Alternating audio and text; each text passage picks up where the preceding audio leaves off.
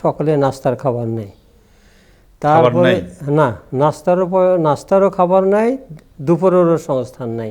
আর এই দিনে প্রকাশক যেতে বলেছে, প্রকাশক আজকে টাকা দেবে। আচ্ছা, তো সকালে উঠে আমি 10টা-9টার দিকে 9টা সাড়ে 9টার দিকে আমি প্রকাশকের ওখানে গেলাম। তো প্রকাশক বললো যে আবুল হাসান সাহেব, আপনাকে তো আসতে বলেছিলাম আমি, কিন্তু কেনা বেচা হয়নি এখন, গতকাল কোনো কেনা বেচা হয়নি, আজকেও এখনও কোনো কেনা বেচা হয়নি, আপনি একটু কালকে আসেন। কালকে আসেন। আমি তখন আমার যেই সে ফ্রেন্ডটা, ওর অফিস, আমি তখন বাংলা বাজার থেকে ওর অফিসে আসলাম, ও চেয়ারে নাই, বসলাম। তখন ওই সেল সেন্টারের যে একজন মানে ওই সেলস মানে অফিসার, যে তো আমি যা ওই বসলাম, তখন ও বলছে আবুল হাসান সাহেব উনি চিটাগাং, বড় বড় বড় করে বলছে যে উনি চিটাগাং, যে ডাল ধরে সেই ডাল ভেঙে যায়, সেই ডাল ভেঙে যায়। আসসালামু আলাইকুম সুপ্রিয় দর্শক, আপনাদের সবাইকে স্বাগত জানাচ্ছি প্যানভিশন টিভির বিশেষ আয়োজন দ্য লিজেন্ড অনুষ্ঠানে। এই অনুষ্ঠানে আমরা আমাদের জীবন্ত কিংবদন্তিদেরকে আপনাদের সামনে হাজির করি এবং তাদের জীবনের কথা, তাদের অভিজ্ঞতার কথা আপনাদের সামনে উপস্থাপন করি। এর মাধ্যমে আমরা নিজেরা আলোকিত হই, আলোকিত করার ইচ্ছা আমাদের নতুন প্রজন্মকে।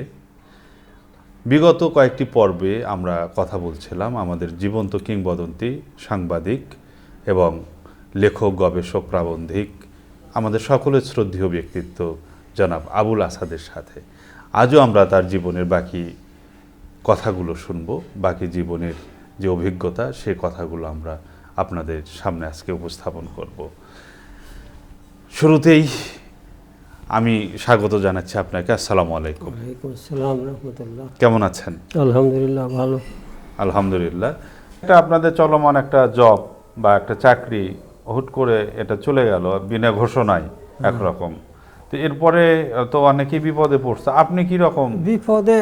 এরপরে আমি ঢাকায় ছিলাম। মানে মাঝখানে একবার দেশে গেলাম ফ্যামিলি নিয়ে আমি থাকতাম ঢাকায়। তখন আমার 2টা বাচ্চা হয়েছে বা 3টা বাচ্চা হয়েছে, তা আমরা থাকতাম ইয়াতে। আপনার তো সন্তান 4জন, 4জন সন্তানের মধ্যে 3জন সন্তানই তখন ছিল, আমার যদ্দূর মনে পড়ে 3জনে ছিল। তো আমরা থাকতাম ওই ইয়াতে। এরপরে আমি একটা ফ্রেন্ডের বাসায় গেলাম, কারণ এখন তো বাড়ি ভাড়া দিতে হবে, কারণ বাড়ি ভাড়া তো নাই, বন্ধ, বাড়ি ভাড়া টাকা কোথায় পাবো, তো বাড়ি ভাড়া দেওয়া যাবে না। তো এই অবস্থায় মানে বাড়ি ভাড়াও এরকম বাকি ছিল 3 মাস। তো আমি আমার এক ফ্রেন্ডের বাসায় উঠলাম, বাসা ছেড়ে দিয়ে ফ্রেন্ডের বাসায় উঠলাম। ফ্রেন্ডের বাসায় থাকার পরে দেশে গেলাম, তো রাজশাহী গেলাম। প্রথমে রাজশাহী শহরে গেলাম। মানে এখানে কর্ম নাই তার কারণেই গেলেন? না, গেলাম মানে তাছাড়া মনে করি দেশে একবার যাই, ঘুরে আসি, দেশে কে কেমন আছে, কি অবস্থা, এটাও জানা দেখা, তারাও চিন্তা করতেছে। তো ওই রাজশাহী আমাদের আত্মীয়ের বাসায় উঠলাম।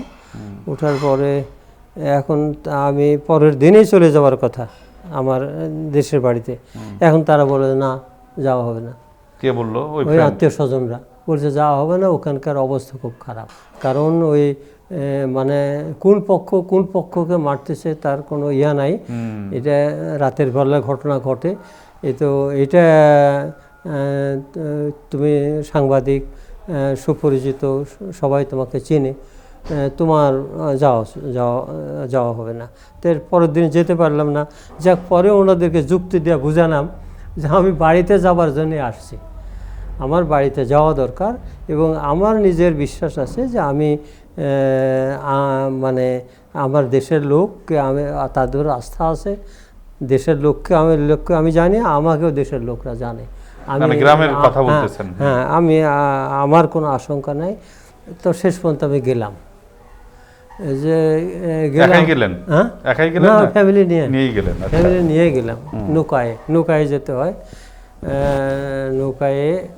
নৌকা না, আমি ওই মানে ওখানে তাহিরপুর আছে 12 ভূঁইয়ার এক ভূঁইয়ার জমিদারি ছিল, তাহিরপুর হেডকোয়ার্টার ছিল তাহিরপুর।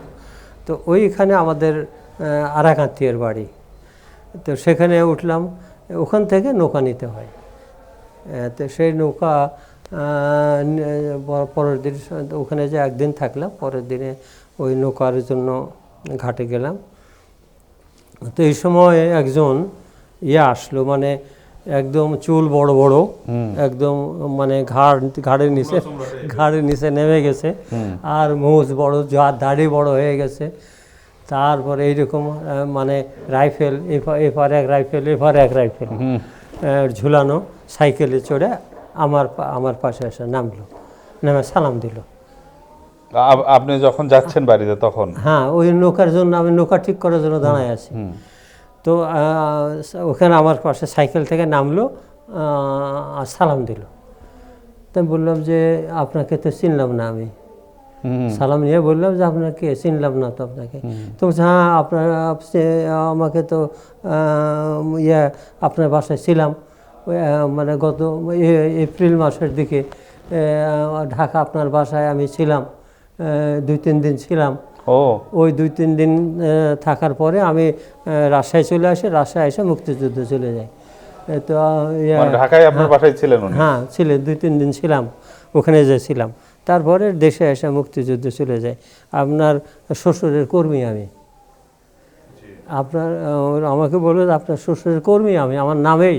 তখন নাম বললে তো চিনতে পারছি যে এই নামের ছেলেটা। শ্বশুরের পরিচয় আপনার ওখানে গিয়েছিলেন? হ্যাঁ, ওই পরিচয় গেছিল। তো এই বললো যে আমি এই থানা এবং ওই আর একটা কোন থানা বলে 2 থানার দায়িত্বে আমি আছি। আমার ভয়রা ওই যে তখন কমান্ডে, তার প্রত্যেক একটা কমান্ড ছিল আর কি, এই এলাকা আমার নিয়ন্ত্রণে। আচ্ছা আচ্ছা, এইরকম আর কি। তো ওর কাছে শুনলাম আমার ভাইরা, সে একটা কলেজের অধ্যাপক ছিল নওগাঁ। তখন সে আমাকে জিজ্ঞেস করলো যে আপনার ভাইরা, রূপ ভাই, আব্দুর রূপ তার নাম, তো তার কোনো খোঁজ পাচ্ছি না। তো বলে আমিও তো খোঁজ জানি না। তো বলে আমি নওগাঁ গেছিলাম ওনাকে খোঁজ করার জন্যে, কিন্তু ওনাকে পাইনি আমি। কোথায় গেলেন, কী করলেন জানি না। তো বলছে আমিও, আমার সাথে কোনো যোগাযোগ নেই, জানি না। তো যাক, দেশে গেলাম। ওই দিন হাটবার ছিল। আমার যে হাই স্কুল থেকে পাস করেছি, ওই ভবানীগঞ্জ, ওই ভবানীগঞ্জ আবার একটা বিরাট বাজার, শুক্রবারে বাজার বসে, সোমবারে বাজার বসে। তো শুক্রবারের বাজার আমি ওখানে নামলাম, হাটে নামলাম, হয়তো কিছু কেনাকাটা করবো, বাড়িতে। ওখান থেকে আমার বাড়ি এই 2 মাইল। তো ওখানে নামলাম। তো নামার পরে এই সঙ্গে সঙ্গে ওটা হাটে জানাজানি হয়ে গেল যে উনি আসছেন, আবুল হাসান সাহেব আসছেন। আর ওই লোকটা কই গেল? কোন লোক? ওই যে লোক না, সে ফেরত গেল, আমার সাথে কথা দেখা করে চলে গেল। আচ্ছা, উনি কিছু বলছেন আপনাকে, কোনো সাবধান করছেন বা আপনার কোনো বিপদে হতে পারে? আমাকে কিছু বলেনি। আচ্ছা, তারপর হাটে এসে বাজার করে? না, হাটে নামার পরে সকলেই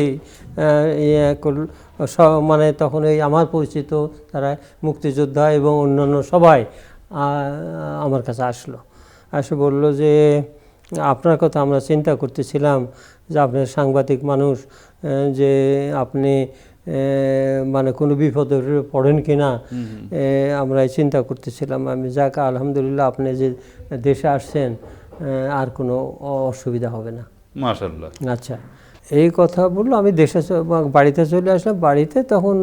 বাড়িতে আসার 1-2 দিন পরে কয়েকজন মুক্তিযোদ্ধা আসা বললো যে আবুল হাসান সাহেব, এখন যে ঘটনাগুলো ঘটতেছে, কে ঘটাচ্ছে, কার নিয়ন্ত্রণে ঘটাচ্ছে, এটা আমরা জানি না।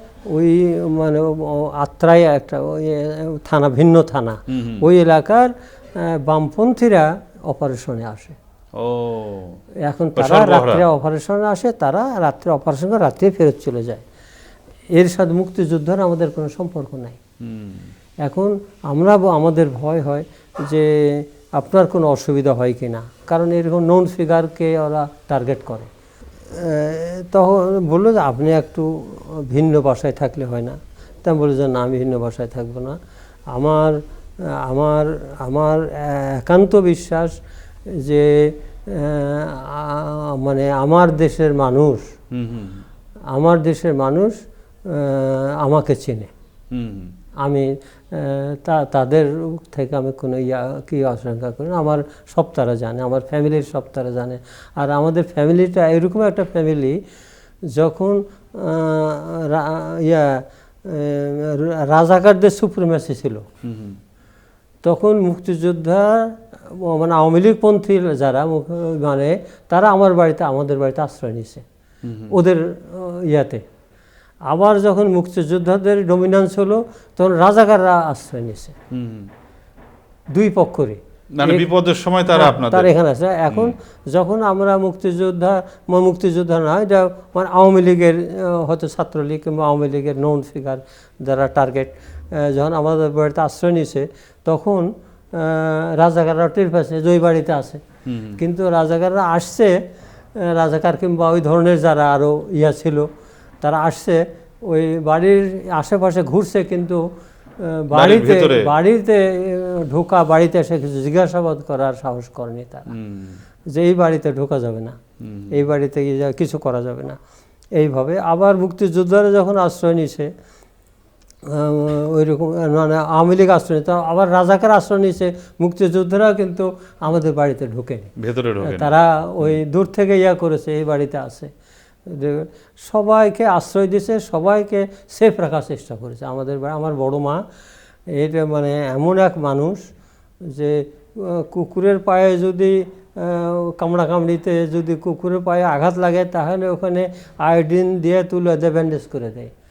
এত ভালো মানুষ, মানবিক। হ্যাঁ, তো উনি ওই সবকে আশ্রয় দেন। মানে কি পরিচয়, মানে কে করে এগুলো, মানুষ আশ্রয় দিতে হবে, এটা দিচ্ছেন উনি। তো এই সুনামটা আমাদের বাড়ির ছিল, এবং এই বাড়ির লোকরা কারো ক্ষতি করে না, এটা সবাই জানতো। তারপরে গ্রামে কতদিন থাকলেন? তা বেশি দিন থাকিনি। আমার এক ফ্রেন্ড চিঠি লিখলো, এই সময় আমাকে সর্দার আমজাদের পক্ষ থেকে একজন লোক আসলো। সর্দার আমজাদ আওয়ামী লীগের পাবলিসিটি সেক্রেটারি, এমপি, আপনার ক্লাসমেট হতো? হ্যাঁ, ক্লাসমেট। তো সে একজনকে লোক পাঠালো, যে বলছে যে আসাদ, তুমি সাংবাদিকতা করতে এখন বাড়িতে বসে কি করবে? অন্য কোনো চাকরিও তোমার, সাংবাদিকতা একবার করলে অন্য চাকরি সে করতে পারে না। তোমাকে আমি আমি দৈনিক বাংলার সঙ্গে আলোচনা করেছি, দৈনিক পাকিস্তান দৈনিক বাংলা হয়ে গেছে, ওটা আগে দৈনিক পাকিস্তান ছিল।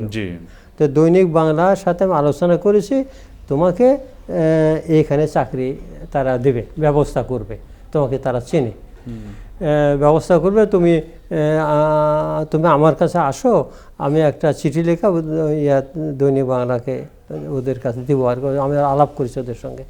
তখন আমি বললাম যে আমি সাংবাদিকতা করব না। আপনি চিঠির উত্তর দিলেন? হ্যাঁ, আমি বলে দিলাম যে আমি আর সাংবাদিকতা করব না, এমনি আল্লাহ রুজির ব্যবস্থা আল্লাহ করবে, আমি সাংবাদিকতা আর করব না। তো চলে গেল। এরপরে সর্দার আমজাদ আমার খোঁজ খবর রাখছে সব সময়, যে কোথায় আছে, কি করতেছে, ভালো জানতেন। হ্যাঁ, হ্যাঁ। তারপরে ওখানকার এমপি যে ছিল আমাদের এলাকার, তখন যে এমপি সর্দার জাফরুল্লাহ, এই জাফরুল্লাহও মানে আমার সাথে এসে দেখা করেছে, যে আপনি কি করবেন, কি করতে চান। সেও আওয়ামী লীগের এমপি, যে আপনি কি করবেন এখন? আমি বলছি না, আমি এখন কোনো চিন্তা করিনি, আমি এখন একটা রেস্ট নিব, রেস্ট নেওয়ার পরে আল্লাহ রেজিকের জন্য যে আল্লাহ করে সেটা করবো আর কি। আপনি কতদিন ছিলেন? তারপরে এরপরে আমাকে ঢাকা থেকে আমার একটা ফ্রেন্ড চিঠি লিখলো, ওই সে ফ্রেন্ডটা, ওই যে সেই স্কুলের ফ্রেন্ডটা, ও চিঠি লিখলো যে তুমি ঢাকা ছেড়ে বাড়িতে গেছো কেন? উনি কি করতেন তখন? উনি ইন্ডেন্টিং করতেন। বিদেশে ইম্পোর্ট যারা করে সেই ইম্পোর্টের মাল এনে দিতেন আর ইন্ডেন্টিং একটা আছে আর কি, এরা মিডিয়েটার, মানে এক্সপোর্টার ইম্পোর্টারের মিডিয়েটার হলো ইন্ডেন্টার। ও আচ্ছা আচ্ছা, তো ভালো কাজই তো হ্যাঁ, করতেন, ইন্ডেন্টার ভালো কাজ, ভালো পয়সা পায়। তো সে চিঠি লিখলো যে তুমি বাড়িতে বসে থেকে কি করবে। ওর নাম ছিল জামান। জামান, আচ্ছা। তো বাড়িতে যায় তুমি কি করবে, তুমি ঢাকা চলে আসো, ঢাকা চলে আসো, রুজির মালিক আল্লাহ, তো বাড়িতে থাকবে না, বাড়িতে থাকো না। তো আমি তখন ফ্যামিলি রেখে আমি ঢাকা চলে আসলাম। ঢাকা চলে আসলাম, তারপরে আমি ওর জবে আমি যাইনি। তখন আমি যখন ঢাকা গেলাম তখন আখতার ফারুক সাহেব সম্পাদক, যিনি পত্রিকার সম্পাদক ছিল, উনি জেল থেকে উনি জেলে গেছিলেন। উনি জেলে গেলেন? হ্যাঁ, ওনাকে জেলে ওনার ওই মানে ওই সম্পাদক হিসেবে হ্যাঁ জেলে গেছিলেন আর কি, জেলে নিয়ে যাওয়া হয়েছিল। তখন তো জেল থেকে বের হচ্ছেন 72-এর দিকে বোধহয়, জেল থেকে বের হচ্ছেন। ওখানে যায় এর কিছুদিনের পরের ঘটনা, ঢাকা যাওয়ার কিছুদিনের পরের ঘটনা। জেল থেকে বের হয়েছেন, তখন উনি বললেন যে দেখো তোমরা আসছো, আসলে এখন মানে কিছু কাজ করো আমার সাথে।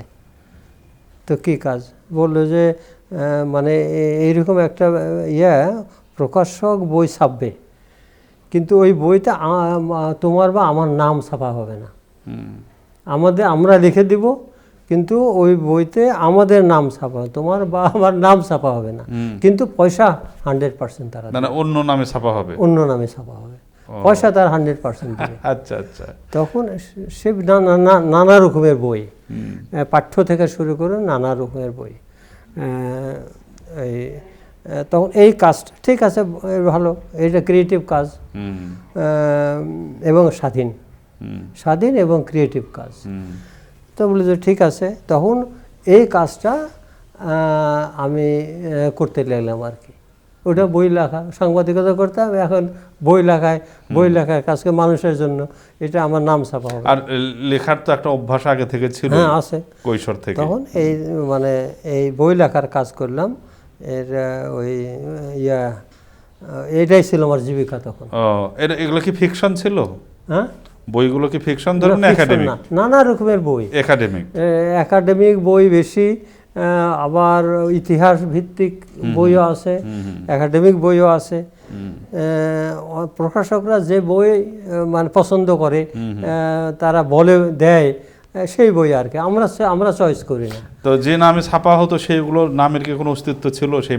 সেই মানুষের অস্তিত্ব হয়তো, তারা যাদের বই পাঠ্য বই খুব বেশি চলে তাদের নামে ছাপা হতো। ও আচ্ছা আচ্ছা, বুঝতে পারছি, মানে এটা কমার্শিয়াল, হ্যাঁ কমার্শিয়াল বিষয়, তো ছাপা হতো। যাক, আমাদের ছিল যে আমাদের পয়সা পেলেই হলো। এই সময়টা এটাই ছিল আমাদের জীবিকা। এটা কত সাল পর্যন্ত চললো? এটা বেশ চলেছে অনেক দিন, 74, 75, 76, 77, এটা 74 সাল পর্যন্ত চলেছে। এরপরে 75 সালের পরে, 75-এর মাঝামাঝি আমি 74-এর শেষের দিকে বোধহয় একটা চাকরিতে যাই। তো এই সময় একটা সময় গেছে আমাদের জন্য, খুব বিরাট একটা সময়। তো আমার একটা ঘটনা খুব মনে পড়ে, আল্লাহকে দেখা যায়, আল্লাহর যে মানি অর্ডার, মানুষের তখন খুব প্রচলিত ছিল যে আল্লাহর মানি অর্ডার অমুকে পাইছে, আল্লাহর মানি অর্ডার অমুকে পাইছে। তো এইরকম অপ্রত্যাশিত কোনো কিছু পাওয়া, অপ্রত্যাশিত, যেটা এক্সপেক্টই করেনি পাওয়া। তো এইরকম বিপদে পড়লে আল্লাহকে দেখা যায়। তো এরকম একটা ঘটনা আমি একটা বই এডিট করেছিলাম এই সময়। একজন এমপির সে পাকিস্তান আমলে এমপি ছিল, তার একটা জীবনী আর কি, ওই জীবনী এডিট করতে যে একটা কাহিনী পড়ছিলাম আমি, সুন্দর কাহিনী। সে মানে ওই সময় সে আবার একটু মানে খুব অ্যাক্টিভিস্ট ছিল, পলিটিক্যাল অ্যাক্টিভিস্ট ছিল। এই জন্য সে সম্ভবত কোনো মুক্তিযুদ্ধের সময় হয় শান্তি কমিটিতে যোগ দিয়েছিল, কিংবা এই ধরনের কোনো ঘটনা ঘটেছে তার জীবনে। তো আমি একজাক্টলি জানি না যে শান্তি কমিটি থাকার সময়, কারণ যে কাহিনীটা আমি পড়লাম সে কাহিনীটার অর্থ হলো যে উনি এই ধরনের কোনো সংস্থায় ছিলেন, শান্তি কমিটি ছিলেন। উনি লিখতেছেন যে আমি একটা বাড়িতে পালাইছিলাম, ওই নাটোরে না কোথায় একটা বাড়িতে আমি পালাইছিলাম। সেই বাড়ির মানে পিছনে জঙ্গল, খুব পুরানো জঙ্গল। ওই জঙ্গলের ভিতর পুরোটা জঙ্গল। তো সেই বাড়িতে আমি কিছুদিনের জন্য ছিলাম, মানে পালায় থাকা, লুকায় থাকা যাকে বলে। তো একদিন এই বাড়িটা ঘিরে ফেললো ওনার সন্ধানে। ওনার সন্ধানে বাড়িটা ঘিরে ফেললো। ঘিরে ফেলার পরে আমাকে তখন বাড়িওয়ালারা ওই পিছনের একটা মানে যে ভেড়া ইয়েদের ছিল সেটাকে করে আমাকে ওই দিক দিয়ে পালায় দিল। আমি জঙ্গলের মধ্যে ঢুকে গেলাম। এরপরে জঙ্গলে ঢুকে কোথায় যাচ্ছি আমি খালি দৌড়াচ্ছি, কোথায় যাচ্ছি আমি কিছুই চিনি না, জীবনের ভয়ে দৌড়াচ্ছি, জঙ্গলের কিছুই চিনি না। তো আমি হঠাৎ একটা পোড়ো বাড়ি দেখলাম, মানে খুব পোড়ো, মানে জমিদার বাড়ির মতো বিল্ডিং, ভাঙ্গা বিল্ডিং। তো আমি ওই বিল্ডিংয়ে ঢুকে গেলাম। বিল্ডিংয়ে ঢুকে এই দৌড়ানোর অবস্থায় একটা ঘরে যায় আমি দাঁড়ালাম। দেখি ঘরে একটা খাট, এই খাটে একটা লম্বা কম্বল দিয়ে একজন লোক শুয়ে আছে, মাথাও ঢেকে পা ঢেকে শুয়ে আছে। সে বোঝা মুশকিল যে এখানে মানুষ আছে, কিন্তু বুঝলাম যে মানুষ আছে এখানে। আপাত মস্তক কম্বলে ঢাকা। আমি ওই ঘরে যা দাঁড়ালাম। আমি দাঁড়াতেই ওই লোক উঠলো, পাগল লোক, গলা তারপরে ছেঁড়া কাপড় টাপড় পাগল।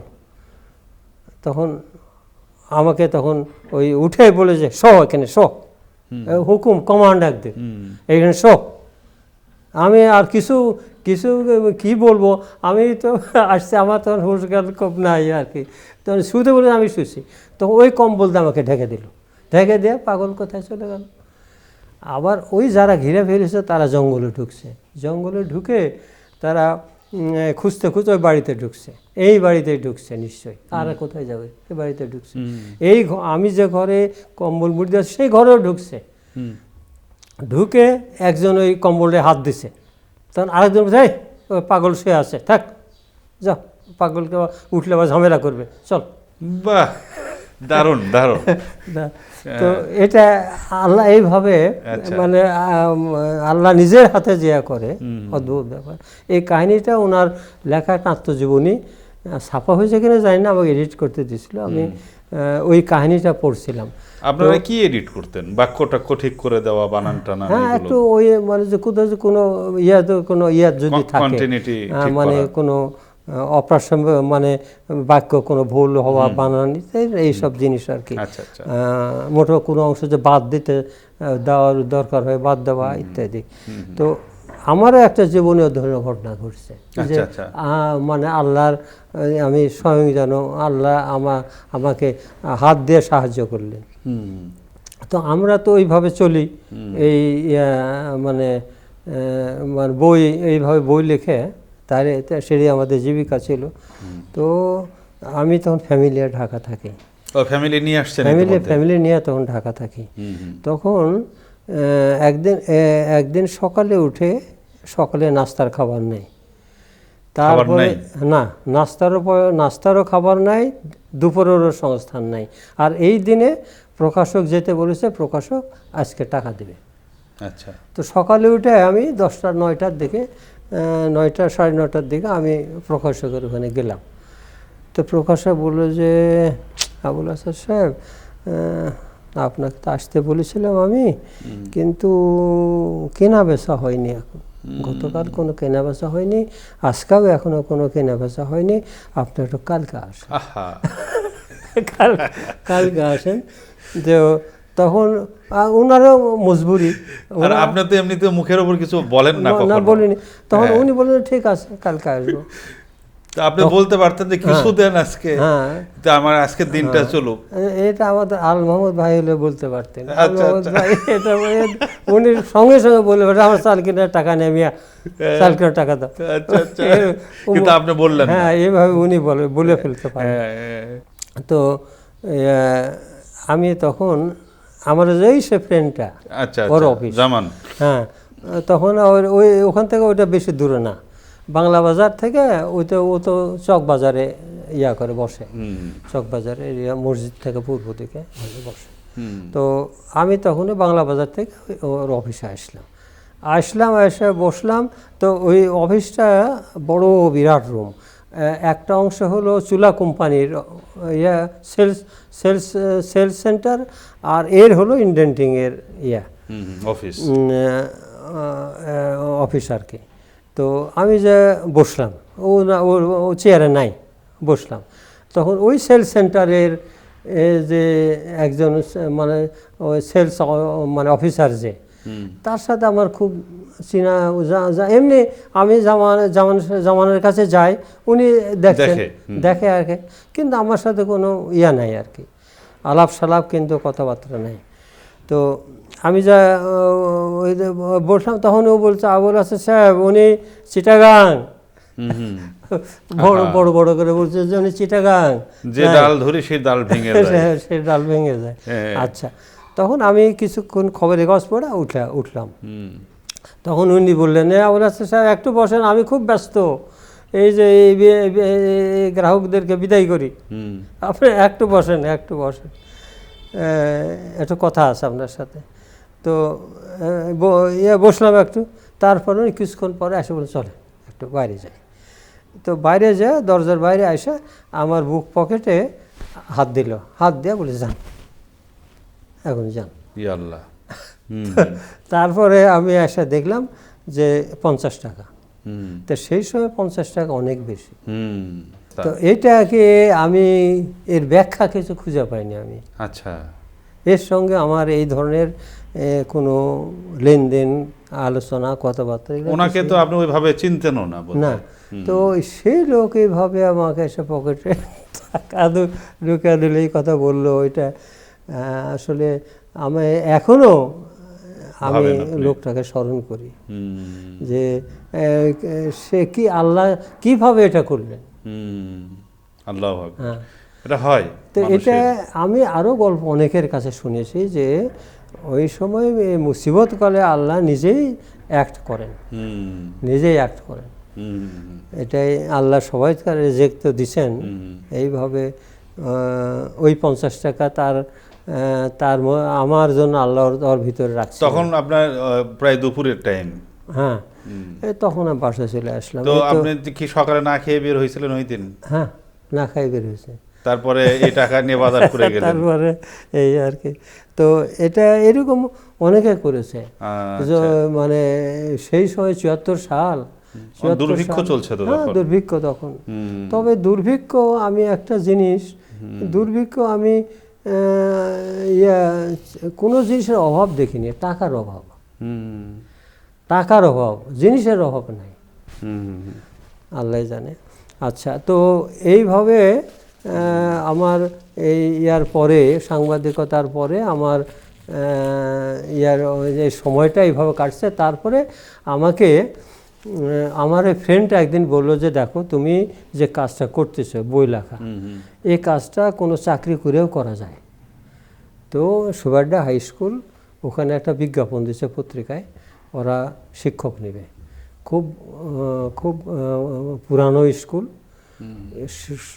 স্কুলটা খুবই ভালো, প্রচুর ছাত্র, হাই স্কুল মনে হবে না, বিপুল ছাত্র, শিক্ষক অনেক।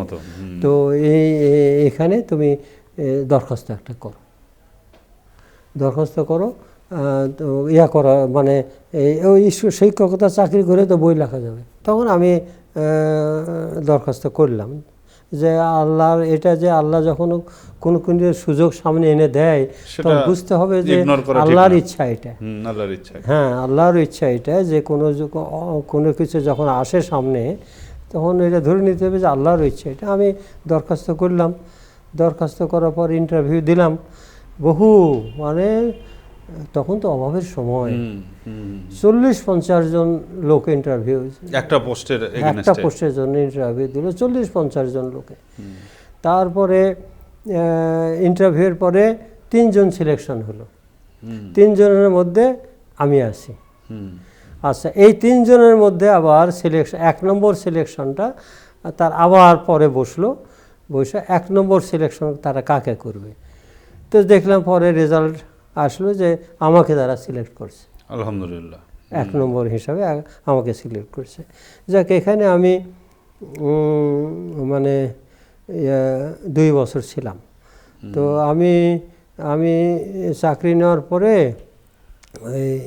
ওই কমিটি থেকে আমাকে একটা বাড়ি, 2তলা বাড়ি বিনা পয়সায় থাকার জন্য দিল।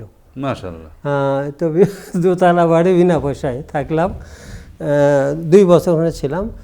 ফ্যামিলি সহ ওখানে থাকলেন? ফ্যামিলি সহ ছিলাম। তো যাই হোক, আমি যেই কাজই করি 100% মনোযোগ দিয়ে করি। আচ্ছা, আমি কাউকে ফাঁকি দিই না। মানে আমি এই যে শিক্ষকতা শুরু করলে, একদিন সাংবাদিকতা করতাম, শিক্ষকতা শুরু করলাম, আমি আমার কাজে কোনো সময় গাফলতি, পুরোপুরি মনোযোগ দিলেন? পুরোপুরি 100% ডিভোশন দিয়ে কাজ করি আমি। তো ওই স্কুলের একটা দোষ ছিল, স্কুলের দোষ ছিল হেডমাস্টার টিকে না 6 মাসের মধ্যে সে আউট হয়ে যাবে। কি কারণ? ওই যে ক্লিক আছে, শিক্ষকদের মধ্যে গ্রুপ, আবার ছাত্রদের মধ্যে গ্রুপ, তারপরে ছাত্রদের মধ্যে গ্রুপ করে এই 6 মাসের মধ্যে 6 মাসের বেশি হেডমাস্টার থাকতে পারে না। তখন এক হেডমাস্টার, আমি যাকে পাইছিলাম, হেডমাস্টার যখন চলে গেল, তখন হেডমাস্টার নতুন লাগবে, কি কোথেকে আমি কি আনবে, কমিটি ফেড আপ, যাকে আনা হয় সে 6 মাসে বেশি টিকে না। ইচ্ছা করে চলে যায় তারা? না, ওই যে ক্লিকের মধ্যে পড়ে এই দোষ সেই দোষ নানা দোষ করে ছাত্রদের বিক্ষোভ করায়, এসব করে আর কি, বাধ্য করে। হ্যাঁ। তো এই যে শিক্ষক চলে যাওয়ার পরে একদিন সেক্রেটারি সাহেব এসে আমাকে বলতেছে যে আবুল আসাদ সাহেব হিন্দু লোক, সভাপতি হলো মুসলমান, সেক্রেটারি হিন্দু লোক, সে এসে আমাকে বলছে যে আবুল আসাদ সাহেব, আপনাকে আমরা হেডমাস্টারের দায়িত্ব দিতে চাই, আমরা ফেড আপ হয়ে গেছি।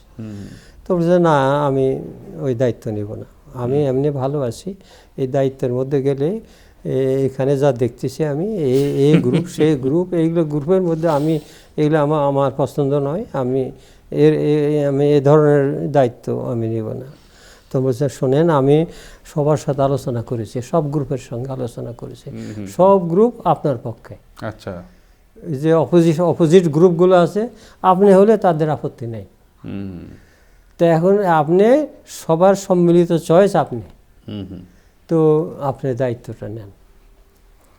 তখন বলছে, ঠিক আছে, সবাই যদি একমত হয়ে থাকে, ওই গ্রুপ ট্রুপ না করে, তাহলে আমি রাজি আছি।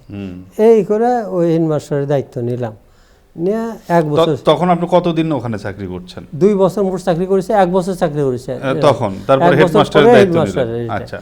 তারপর হেডমাস্টার হওয়ার পরে আরও 1 বছর পরে ওই পত্রিকা বের হবে, নতুন করে পত্রিকা বের হবে। আচ্ছা, আপনার এই যে হেডমাস্টারের দায়িত্ব নিলেন, এর মধ্যে কোনো ক্লিক টিলিক আর হলো না? না, আর কোনো ক্লিক হয়নি, আর কোনো ক্লিক হয়নি।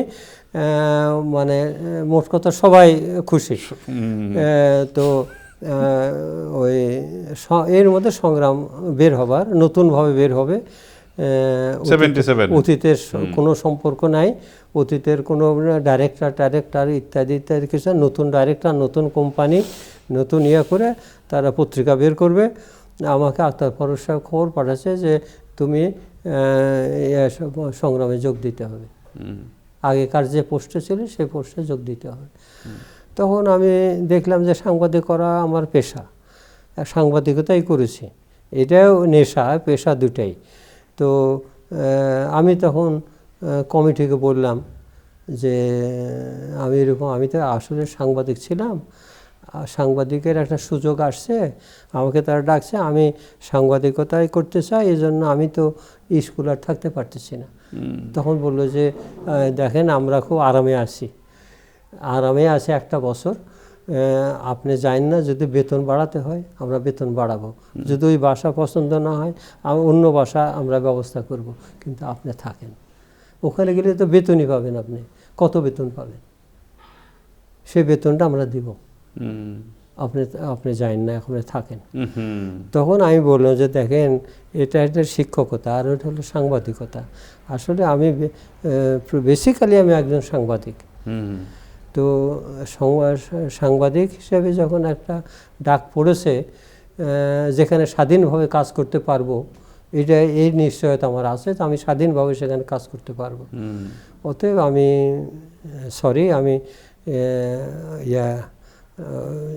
যেতে চাই আর কি। যাক, শেষ পর্যন্ত এখন আমি চলে আসি ওখান থেকে। চলে আসে এইখানে থাকার সময়ে, ওই সুবাডে থাকার সময় যে